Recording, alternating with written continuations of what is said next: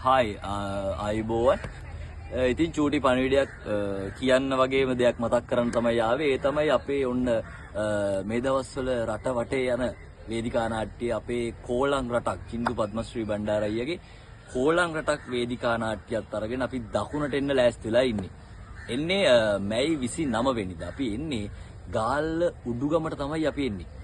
වැඩේ සංවිධානය කරන්නේ උඩුගම ජාතික පාසලේ ආතිස්ස සංගමය තමයි මේක සංවිධානය කරන්නේ. ඒගොල්ලන්ගේ ක්‍රිකට් අරමුදල ශක්තිමත් කිරීමේ අරමුණයි.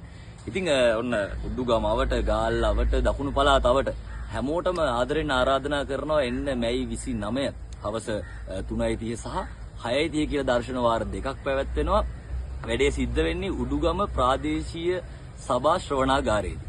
ඉතින් නැවත වාරයක් ආදරෙන් ආරාධනා කරන අපිට ආදරය කරන ප්‍රේක්ෂක ඔබ සැමට මේ කෝලං රටක් වේදිකා නාට්‍ය බලන්න වෙනස් වූ නාට්‍යමය අත්දැකීමක් ලබා ගන්න 29 වෙනිදා එන්න කියලා. ජය වේවා.